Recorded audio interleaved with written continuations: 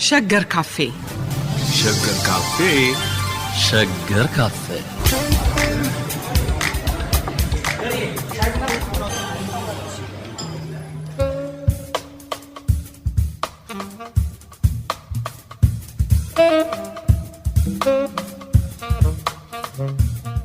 የዛሬው ሸገር ካፌ ውይይታችን ትኩረት በኦሃዮ ዩኒቨርሲቲ ፕሬስ የኒው አፍሪካን ሂስትሪስ ሲሪስ አካል የሆነው የኤልሳቤጥ ወልደ ጊዮርጊስ መጽሐፍ ሞደርኒስት አርት ኢን ኢትዮጵያ ነው። ለዚህ ውይይት ደራሲዋን ኤልሳቤጥ ወልደ ጊዮርጊስን፣ ሰዓሊና ቀራጺ በቀለ መኮንንን እንዲሁም ከሀገረ ካናዳ ሴንት ቶማስ ዩኒቨርሲቲ የታሪክ ጥናት ተመራማሪውን ፍቅሩ ነጋሽ ገብረ ኪዳንን በስካይፕ አማካኝነት ከኛ ጋር ውይይቱን ያካሂዳል። ሁላችሁንም በጣም አመሰግናለሁ። እኛም እናመሰግናለን።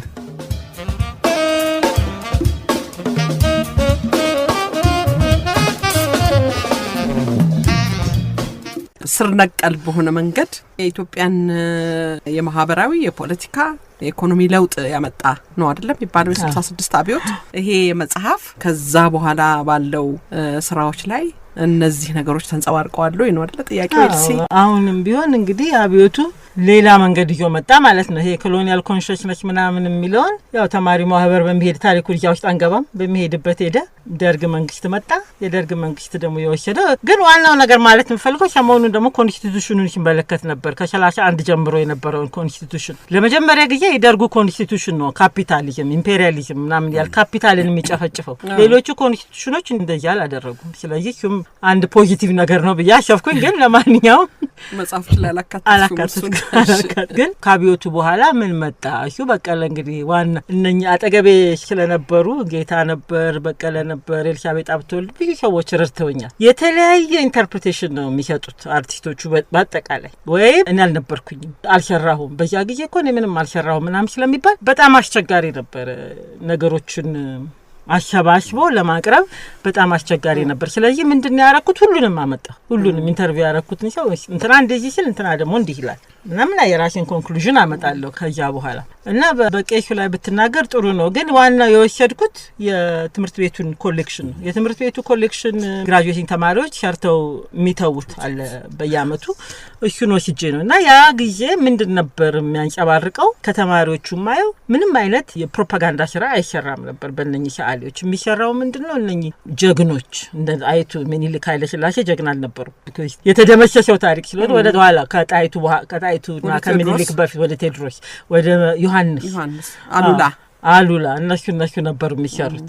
ከዛ በተረፈ ደግሞ ወርኪንግ ክላስ የሰራተኛው መደብ ምናምን ነበር የሚሰራው። እሱን ይዤ ነው የተነተንኩት። ግን ሌላ ደግሞ የተሰሩ በዛ ጊዜ የነበረው ደግሞ ረሃቡ ላይ የነበሩ ብዙ ፔይንቲንጎች ነበሩና ብዙን ያገኙት ከብሔራዊ ሙዚየም ነው።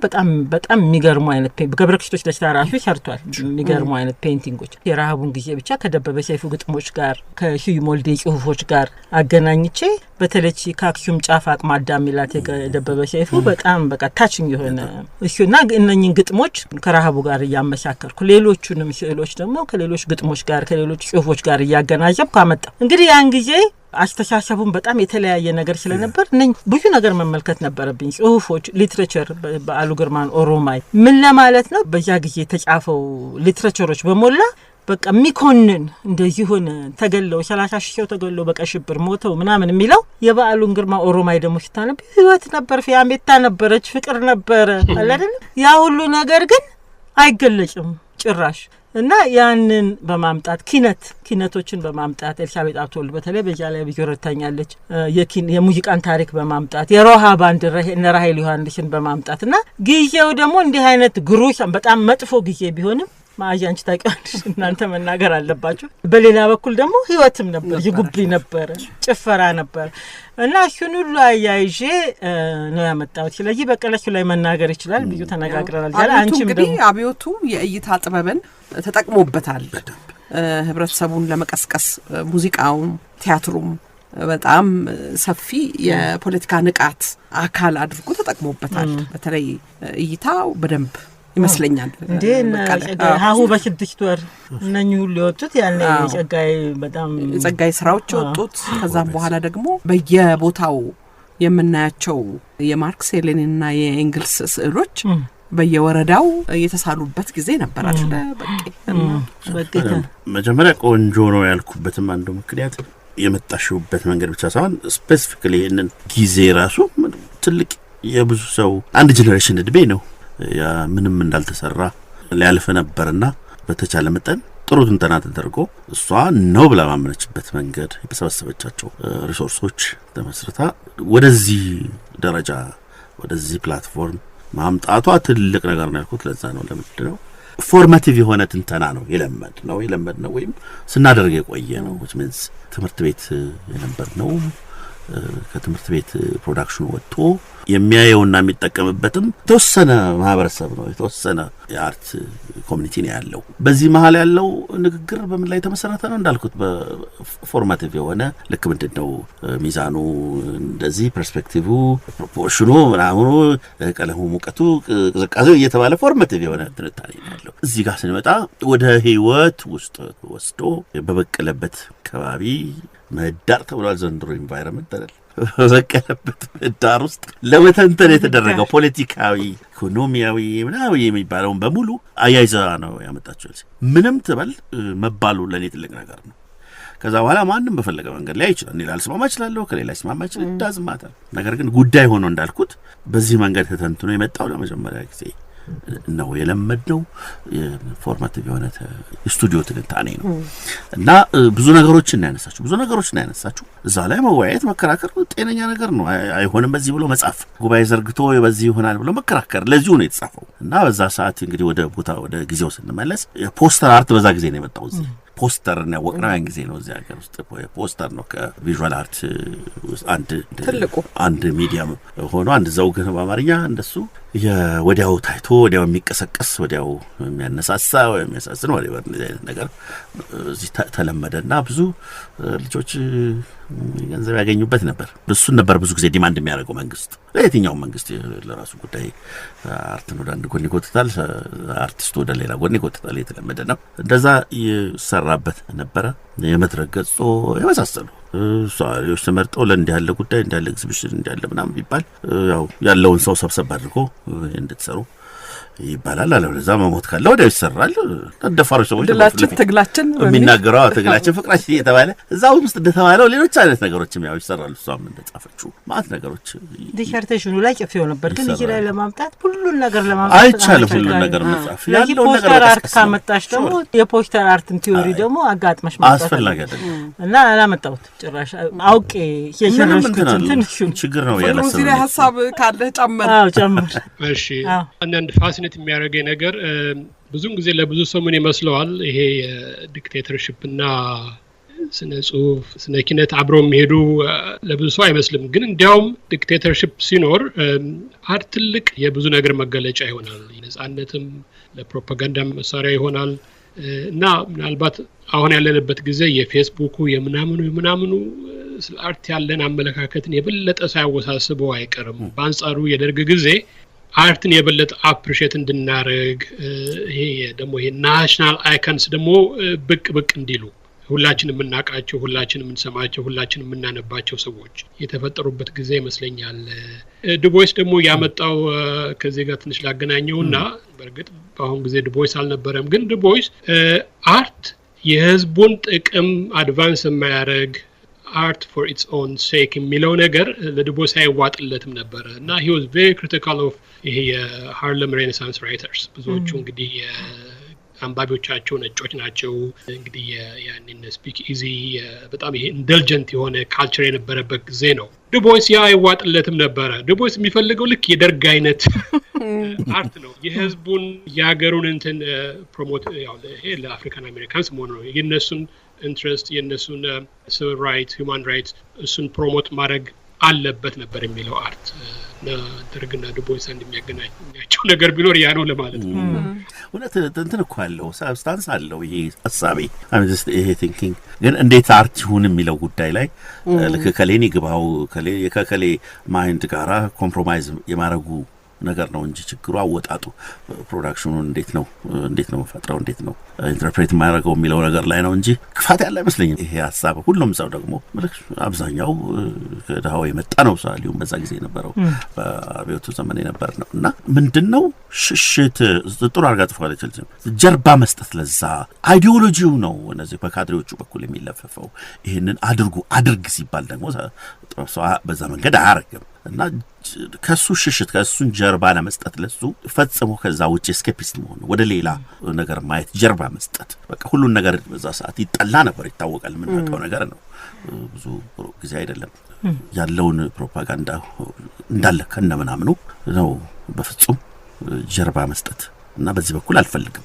እኔ የምፈልገው ነው ማድረገው በዛ ውስጥ ፖዚቲቭ ነገርም ቢሆን ለሱ ጀርባ መስጠት ነገር በጅምላ እንደሱ አይነት ነገር ስለነበረ ሶስተኛ ነገር ትፈልጊያለሽ የምትሰሪው ነገር ለግራጁዌሽን ስራ የራስሽን ታሪክ ትፈልጊያለሽ የቆየ ታሪክ ትፈልጊያለሽ ነገር ግን ከኤጀንሲው ጋር ከባለስልጣኑ ከስልጣን ጋር አልጋ ነው የሚባለው ማለት አልጋው ጋር የማያጋጭሽ እነሱ የማይጠሩት ባይወዱት ግን ግድ ይደላሽ እንደሱ አይነት ነገር ፍለጋ ትሄጃለሽ ያው በስለ ጽሁፉም ውስጥ እንደሱ አይነት በሌሎችም ሴክተሮች ነበር እንደዚህ አይነት ነገርና የሚገርም የኢትዮጵያ ታሪክ አንዱ ልቅደም ሁሉም ሬዚስት የሚያደርግበት መንገድ አለ የሬዚስተንሱ መንገድ ለብቻ ቀረብ ብሎ ማየት ይፈልጋል የኛ ሬዚስት የማረጊያ መንገድ የሚገርም ሰምና ወርቅም መመርመር አለባት ምናልባት ምን አይነት ሬዚስተንስ ያመጣት ትመስለኛለች ፍለፊት መሞትን ባለመቀበል የመጣች ትችል ይሆናል እንደሱ አይነት ሬዚስተንስ መንገድ ጀርባን የመስጠት አንድ ሬዚስተንስ መንገድ ነው እዚህ ጋር አለሁ ብለሽ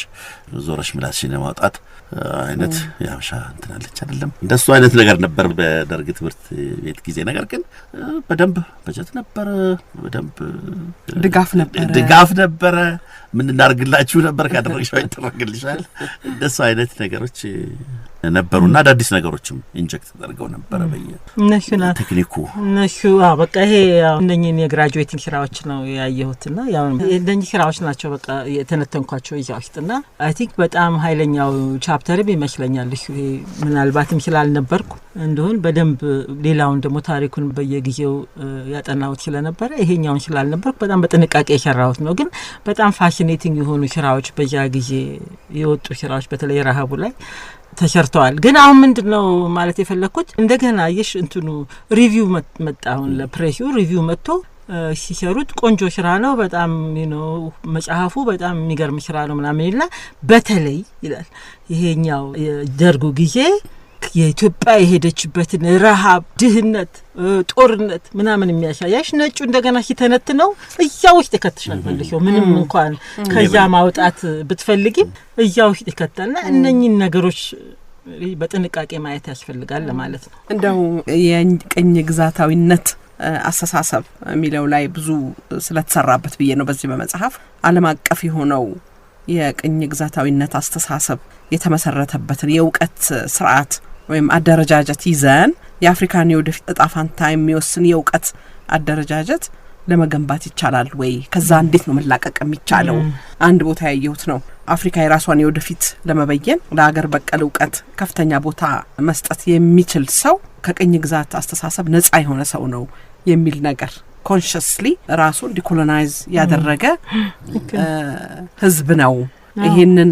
ወደ ራሱ ለመመልከት የሚችለው የሚለውን ሐሳብ ይዛችሁ መደምደሚያ ብትሰጡበት ደስ ይለኛል እኔ አልደመድምም ይሄንኑ ነው የምናገረው መጨረሻ መደምደሚያውም ላይ ዲኮሎናይዚንግ ዘ ማይንድ የሚለውን እንጉጊ ዋቲንጎን መጽሐፍ በሱ ላይ በመመስረት በቃ ወደዚህ ማሰብ አለብን እና የት ነው ያለነው በአለም ኃይል አሸላለፍ ውስጥ እንዴት ነው ያለነው ያኛው ዓለም ምዕራብ ዓለም እኛን እንዴት ነው የሚመለከተው ዱቦይስ ብድራት በደሩ እንዳለው በብድር ነው የምንኖረው ያ በብድር ስንኖር ደግሞ ተበድራችሁን ክፈሉ ብድራችሁን ክፈሉ ብድር ካልከፈልን ደግሞ ምን አይነት ሃይራርኪ ወይ ምን አይነት ኃይል አሸላለፍ ውስጥ ነው ታቀበን የምንኖረው እነኚህ ነገሮች መመልከት ያስፈልገናል የሀገር ልማት የሀገር ዲቨሎፕመንት ምናምን ከማለታችን በፊት ሊቃኖቻችን እነኚህ ነገሮች ማሰብ ይኖርባቸዋል ኤትኒሲቲ አሁን ብሔርተኝነት ብለን የምንጋደልበት ሁሉ ነገር ከዚህ ጋር የተያያዘ ነው ከዓለማዊ አውዱ ጋር ከዓለማዊ የካፒታል አሸላለፍ ጋር ከዓለማዊ ኃይል አሸላለፍ ጋር የተያያዘ ነው በዚህ ፕሮግራም በሸገር ፕሮግራም ደጋግመን የምንገልጸው የወልቃይት ጠገዴ ችግር ከግሎባል ወይ ከዓለም አመለካከት ጋር ምንም አያያዥ ወይም ዓለም ወይ የሚያያዘው በምንድነው በእንዲህ ተጣሉ ብሎ ካፒታል ስለሚቆሰቁሰው ነው። ግን የኛን ችግር እነሱ ስሜት ይሰጣቸዋል ወይ ምናምን የሚለውን ነገር ካልተነጋገርንበት ሁሉ ቀም ይኖራል ማለት ነው። እኛው በቃ እንደዚህ አይነት ችግር በተደጋጋሚ ይኖራል ማለት ነው። እና ይሄ መጽሐፍ ዋናው አርቲስትሪ መጽሐፍ አይደለም፣ አርቲስትሪ ነው። አርቲስትሪ ግን በተለየ መልኩ ነው የተመለከትኩት። ቢኮዝ እኛ ምንድነው ምዕራብ ያልሆነን አገሮች እንደ አውሮፓዊው ክሮኖሎጂካል አርቲስትሪ ማድረግ አንችልም። ቅድም እኮ ያላችሁት አንተም ያልከው ዱቦይስም ሃርለም ሬኔሳንስን ይተች ነበር። ይሄ ቅብጥና ስለነበረበት ነው የሚለው። ቢኮዝ ለምንድነው አርት ኢዝ ፖለቲክስ የምንሄድበት ፖለቲካ ስለሆነ ነው። እና የኔ መጽሐፍ የአርቲስትሪ መጽሐፍ ሳይሆን ቪዥዋል አርቱና ሌሎቹን አርቶች ተመስርቶ ፖለቲካውና ኢኮኖሚው ኢንተሌክቹዋል ታሪኩ እንዴት አንጨባረቀን ነኝ ጋር እና ሁለት ነገር መታለው ማለት ነው። አንደኛው ታሪኩን የተመለከትንበት ነገር እንዴት ነበር፣ እንዴት ነው መመለከተው፣ ይሄ በስነ ጥበብና በኪነ ጥበብ ታሪክ እንዴት አንጨባረቀ። ስለዚህ ያንንም ታሪክ እገልጻለሁ፣ ይሄኛውም ታሪክ ደግሞ የተሻሻተበትን እኔ በኔ እይታ የተሻሻተበትን እገልጻለሁ ማለት ነው። እና አንዱ ትችት የመጣብኝ አበሻ አርቲስቶሪያን በደንብ እንደ አርቲስትሪ አልጻፍሽው ምን ይሄ አይደለም እንትኔ እንደሱ አይነት ለመጻፍም አልተነሳሳው። የጻፍኩት ይሄ እንዳልኩት ይሄ ሀገር ሲመጣ ነው ጀረኝነት የተሰማኝ ስል ነጮች አገሬ ውስጥ መጥተው ይሄን አድርጊ ይሄን አታርጊ ሲሉ እንዴ የት ነው ያለ ነው ያልኩት።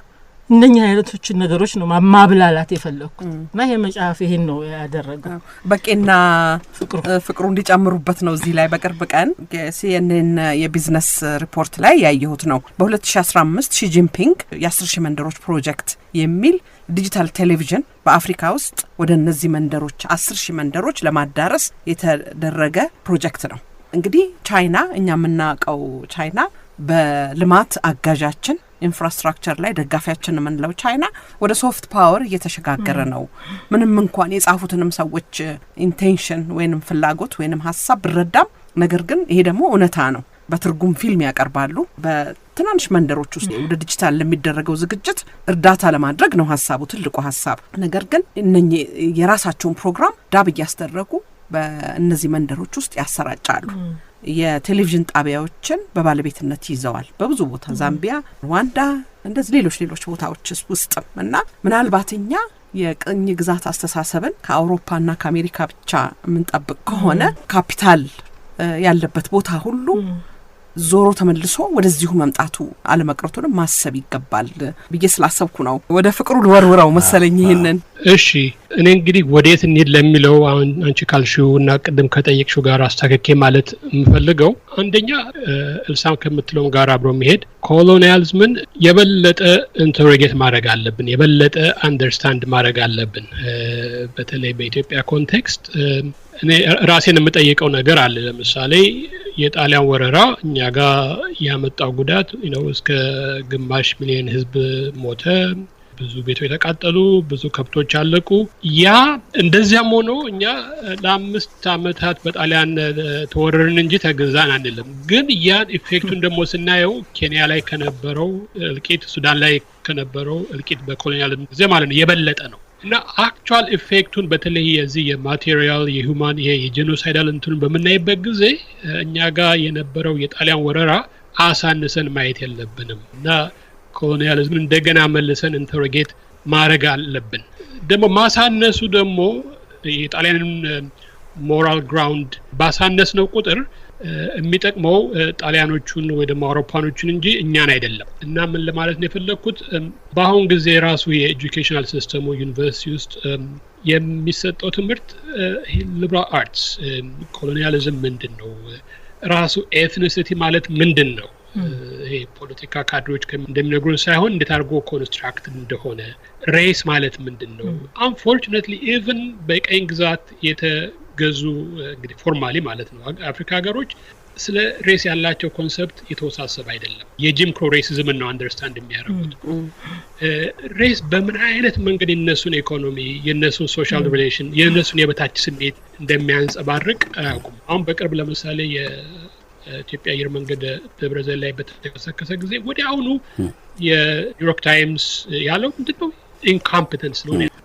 ቦይንግም ያንን ያንጸባረቀው ያ ደግሞ ቻሌንጅድ ባይሆን ኖሮ ወይ ደግሞ ኢንዶኔዥያ ላይ ባይከሰት ኖሮ አስቀድሞ ያ would have been the final verdict እሱ ደግሞ የአየር መንገዱን ኢኮኖሚ በብዙ መንገድ አየር መንገዱን ይጎዳ ነበር። ይሄ እንግዲህ አንድ በግልጽ ያየነው በቅርብ ያየነው ምሳሌ መጥቀሴ ነው። ሬሲዝም በብዙ መንገድ የኛን ኢኮኖሚያችንንም የኛንም ሶሻል ሪሌሽንስ ለራሳችን ያለንን ማመለካከት ለእርስ በርስም ከሌሎች አፍሪካ ሀገር ጋር ለነሱም ያለን እነዚህ ሁሉ እነሱን ቻሌንጅ ለማድረግ መጀመሪያ ሬስ ማለት ምንድነው ለምንድነው በሙሉ የጥቁር ህዝቦች የትም ሀገር አፍሪካም ይሁኑ ካሪቢያን አሜሪካ ያሉበት ሁኔታ ለምንድነው ታች ሆነው ከማንም የበለጠ እኔ ራሱ የሬሲዝም የሚለው ቃል የጥቁሮችን ኤክስፒሪየንስ doesn't do enough justice እኔ ማለት እንፈልገው ይሄ አንቲ ብላክ ሬሲዝም ምክንያቱም የበለጠ እየተጎዳን ያለ ነው እና ኮመን ዲኖሚኔተር ያስፈልገናል ኢትዮጵያኖችም ሌሎችም አፍሪካን ሀገሮች ያንን ደግሞ እነዚህ በዩኒቨርሳል በሆኑ ኮንሰፕቶች ላይ ብንሰራው እንደ ሬስ ባሉ ኮንሰፕቶች አይ ቲንክ የበለጠ ያጠናክረናል እኛ የኤትኒሲቲ ኢትዮጵያ ውስጥ አንዱ ችግሩ ምክንያት ሁሉ ነገር አጥበን ስለምናይ ነው ግን የኢትዮጵያን ሁኔታ የኛን ሁኔታ ደግሞ አሰፍተን ካየነው ምን ያህል የዓለም ዝቃጭ እንደሆነ ሌላው ህዝብ ዝቃጭ ስለ የዝቃርካችን የባህላችን ማለት አይደለም ግን ዓለም እንደዚያ ነው እኛን የሚያየው በጣም ያንን አንደርስታንድ ማድረግ ከጀመርን ወይ አንደርስታንድ ካረግን አይ ቲንክ ለእርስ በርስ ያለን ማመለካከት ቶለሬት የመደራረጉም we're in this together የሚለውም ሐሳብ የሚመጣ ይመስለኛል እንጂ አጥበን ካየን ኢትዮጵያን ታሪክ ይሄ በሰመቲሲዝም ማርክሲዝም ምናምን ብለን ካልነው የበለጠ እንጠባለን እየጠበብን ሄደን መጨረሻችን ላይ ያምር ይችላል እና እኔ የዓለምን ታሪክ አስፍቶ ማየት የብላክ ስታዲስ የብላክ ትራንስናሽናሊዝም ኤልሰቤቴ የተጠቀመችበት አመለካከት መከተል ይጠቅመናል ይለውጠናል ብዬ ነው የማስበው ሽመልስ ቦንሻ ብሔራዊ ሼም የሚለዋል ብሔራዊ እፍረት በተለይ ረሃቡን በሚመለከት እዚህ መጽሐፍ ላይ ገልጸዋለሁ አሁን የአሜሪካ ፍቅሩ በኢትዮጵያዊ ነኝ ካልኩ ፋሚን ነው ትጅ የሚላቸው በረሃብ ነው ትጅ የሚላቸው አሜሪካኖቹ ነጩ አሜሪካኑ ጥቁሩም ቢሆን ያ በሱ አካባቢ ደግሞ ይቅርታ አቋረጥኩሽ በሱ አካባቢ ራሱን የቻለ አንታይ ኢትዮጵያን ሬሲዝም ተፈጥሯል ቅድም ይሄ አንት ብላክ እንደምንለው አሁን ኦንላይን ላይ ጉግል አርጊ ኢትዮጵያን ጆክስ ብለሽ ጉግል ብታረጊ የሚያሳፍሩሽ የሚያስደነግጡሽ ሌላ የለም ሌላ አሁን ኬንያን ጆክስ ብትይ እንደዚያ ነገር የለም ሱዳን ጆክስ ኢትዮጵያኖች ግን በረሃባችን ላይ እንትን የተመሰረቱ ይሄ እኛን የሚያሳፍሩ የሚያሸማቅቁ እና ዓለም በዚያ አይን ነው የሚያየን እና ልክ ይሄ እንደ አንቲሴሚቲዝም እንደዚያ ራሱን የቻለ ደግሞ ሬሲዝም እንዲያውም ዝም ብሎ ሬሲዝም ብቻ የሚለው ቃል የኛን ሁኔታ አድረስ ያደርጋል ትክክል እና እዚያ ውስጥ ገብተናል እነዚህን ደግሞ በደንብ አድርገን ኢንተሮጌት ማድረግ አለብን አናላይዝ ማድረግ አለብን ሁላችን ውጭ ዓለም የምንኖር ሰዎች እንሸማቀቃለን at some point ኢትዮጵያ ካልሽ መጀመሪያ የሚመጣው እንዴ ለምን አንተ እንደሌሎቹ አልቀጠንክም አይነት ነገር እና እሱ ደግሞ ሲደጋገም አንድ ሁለቴ ቢሆን ኦኬ you can ignore it ግን ሲደጋገም ሩቲን ሲሆን ሁላችንም ይጎዳናል እና እኔ እነዚህ ነገሮች መጠናት አለባቸው ዓለም ለኢትዮጵያ ያለው አመለካከት ሌላው ሀገር ላይ ቶለሬት የሚያደርገውን ክራይሲስ ኢትዮጵያ ላይ ሲሆን ቶለሬት ያደርጋል ምክንያቱም እኛን የሚያዩት ያለ ኦባማኛ ግዝኛ እንደመቶ እንኳን ደስ አላቸው ይሄ 100 እንትን percent election victory ልክ ሌላ ሀገር የማይለውን እኛ ሀገር ብሎታል ኬንያ በሄደበት ጊዜ በደንብ አድርጎ ከእንስሶ ተቆጥቶ ምናምን ነገር ወደ ኢትዮጵያ ግን ሲመጣ እንኳን ደስ አላችሁ ይሄ እና ልክ የማሾፍ አይነት ነገር ኢትዮጵያኖች ከበሉና ከጠጡ ነው ሌላው ለግዠሪ ነው አይነት ነገር ራቁቱን ለተወለደ ልጅ ደላጎ መቻነሰው ነው ትክክል በቃ የሚጨምረው ካለ ሁለቱም ትልቅ ነገር ነው ያሉት ምናልባት አንድ በዚህ ጨዋታ ማለት ተዛለኝ መስኮብ ሀገር ወደ በምዕራብ ሳይድ ወደ ዩሮፕ ወደ ምዕራብ አውሮፓ መውጫ የሀዲድ መስመር አለ የሀዲድ መስመር የፖላንድ ድንበር ላይ እስኪደርስ ድረስ በራሳቸው ስታንዳርድ ተቀይሮ የተሰራ ነው ይሄ ከሁለተኛው ዓለም ጦርነት በኋላ ጠላት በዛ በኩል ጀርመኖቹ በዛ በኩል የተቆሱ ሲመጡ ናፖሊዮን ከዛ በፊት ነበረ ግን በእግር ነው ጠላትን መምጫ መንገድ ለመግታትና ለመከላከል ሀዲዱን አሰፉና ከመሃል እስከ ድንበር ድረስ በጣም ሰፊ የሆነ ጠላት እንዳይገባ ማለት ነው ሀዲድ መስመር ሰሩ አሁን የነሱ ባቡር ወደ ምዕራብ ሲወጣ ልክ ድንበር ላይ ደርስና ወደዚያኛው ከመሸጋገሩ በፊት እግሮቹን ይለውጣል ጠበብ አድርጎ። መከራቸውን አይተው ነው የሚሻገሩት። ለምንድን ነው ሁሉ ጊዜ ጠላት ባቡር ይመጣል ተብሎ ታስቦ ነበር ያዲድ የተዘረጋው። ከዛ በኋላ ጠላት ወዛ በኩል አልመጣም። ያ ደግሞ ከዛ የባሰ ኮንሰርቫቲቭ የሆነ እንትን አለችን። ሁሉ ጊዜ በአንድ አይነት በፉከራ የሚመለስ ጠላት አይደለም የሚመጣው። ዘመን እየተለወጠ በሄደ ቁጥር ሶፍት ኤንድ ሶፊስቲኬትድ እየሆነ ነው የሚመጣው። ቀደም እንዳልሽው በጣም ሶፊስቲኬትድ እየሆነ አሁን ደግሞ የኛ መከላከያ በፊት ከነበረው የተለወጠና ጊዜውን የመሰለ መሆን ሲገባው ወደ ሃርድ ሳይንሶች 80 በ20 70 በ30 እያል ሶፍት ቲንኪንጎችን እነዚህ ሂውማኒቲስ እና የመሳሰሉትን አርትስ ሌሎችን ፍልስፍናን ታሪክን የመሳሰሉትን ወደ ማጫጫት በፖሊሲ እያወጣን ራሳችንን እያስቸገርን ያለ ነው። ሁለንተናው የበሰለና የተዘጋጀ የዘመኑን ጥያቄ የሚመልስ ኢንክሉዲንግ ቅድም ያነሳሻቸውን ሶፍት ጥቃቶች ሶፍት ሴራዎችን ሊረዳ መሰረቱን ሊያቅ የሚችል ማህበረሰብ ዜጋ ለማፍራት እውቀቶችን እንደገና መከለስ ቅድም ያለውንም ጭምር አንስተን በእውቀት ነው የሚመራው።